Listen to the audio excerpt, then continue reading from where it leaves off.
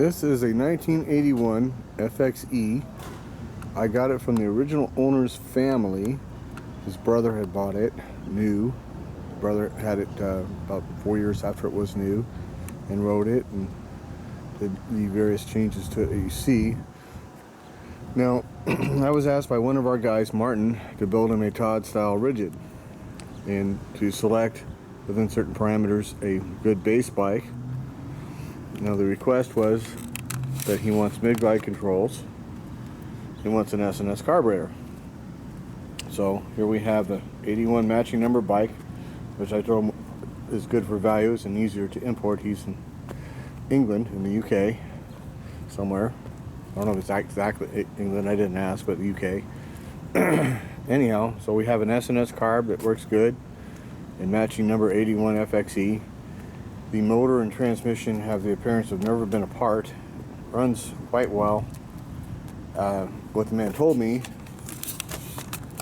this is the original mileage.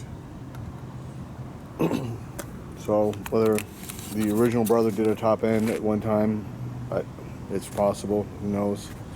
Things have been apart 13 years ago, have no indication today that they've ever been apart. Things happen, people forget. But it's certainly a really clean base unit as far as that goes. I mean, it's original timing cover, it's original kicker cover, original brakes, the 81 and later FXs, and all your shovel heads actually have a much heavier duty brake than the earlier bikes. So that, and 11-inch rotor instead of 10-inch. It's got a dual disc front brake setup. I told him he wanted the mid-glides, as he told me, because of the windy, twisty roads where he's at. So he could be in Ireland for all I know, or Scotland. They're really windy and twisty up there. I says, keep the narrow glide and ride it first. So what with handlebars? I says, you haven't ridden the bike yet. Just keep the bars. You might like it. You don't know what you're going to like until you ride it.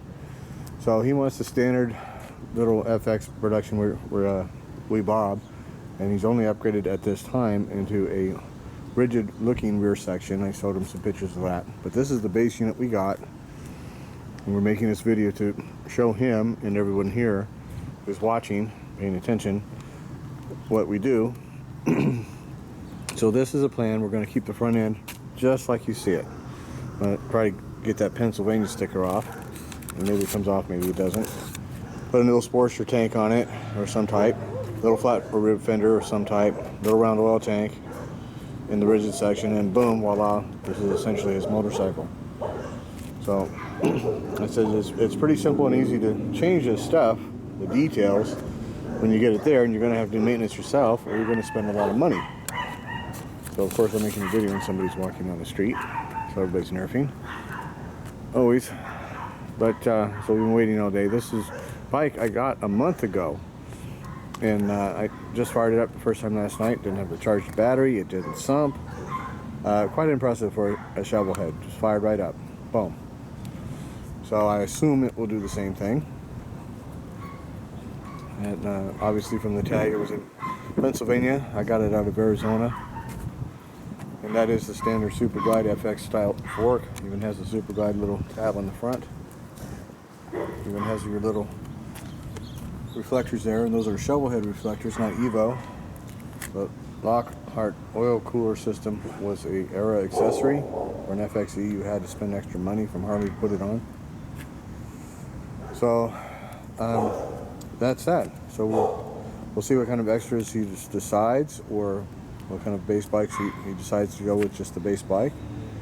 And my buddy Dan's going to be doing all the work on it, so I'll hopefully be dropping off here at the beginning of the month. That's the plan. And I told him probably 2 or 3 months to completion. He says, no problem, I'm not in a rush, I just want it right. And I said, beautiful, we'll take care of it. And there it is. So your 81 to 84 shovel heads, in my opinion, are the best of the shovel heads. A lot of people whine and bitch about the cowpie trannies, and they're just fine if you maintain them. A ratchet lid needs maintenance too. They wear out. You have to pull the lid off and replace the springs. So if you maintain them, they're just fine. The motor's the best. It's 80 cubic inch. So the 80, late 81, 82 had these little oil lines here to the lifters. Try to get more oil to the lifters. The shovel heads always had lifter failure problems. That was that idea there. Jim's make some excellent lifters today that can always be dropped in. There it is. For a shovel head, to me, that's the ultimate. My first shovel head was an 81. Those of you know, pay attention on the channel. And it's a very clean base bike. I did not wash this bike. After we pulled the tanks and fender and all that oil tank and everything off, at that point in time, then we're going to wash it. So there was no point in washing. It's dirty. I just kind of wiped it down. I mean, it was covered with dust from the trip. Had to go off-road for a little bit. Traffic was stopped. It was a 9-hour trip to get back from Arizona with this bike. But anyways, so we had an adventure. That's that. Let's see if she'll fire up, and we'll go up and down the street. So I'm not going to test the systems because we'll do that when we put it back together. Make sure it's charging. Make sure it's all lighting, braking, all that kind of stuff. So get this in position here. A nice cool breeze at least at last, so it's not boiling stupid hot. There we go. Okay.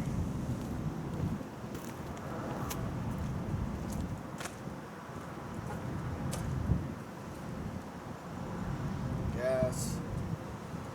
This choke was set up so it pops off up and down by itself.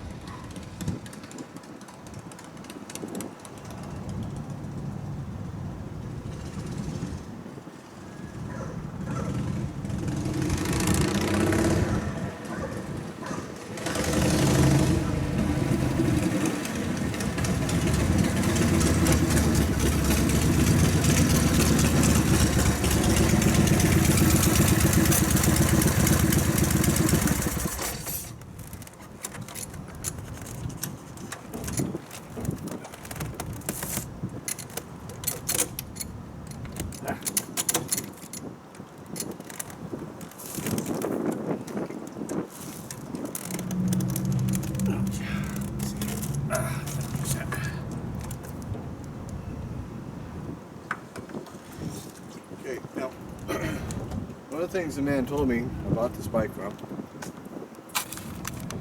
is that it shifts a little stiff, but he has done, which we're going to play with when we do the bike, is he's put this linkage replacement piece in here.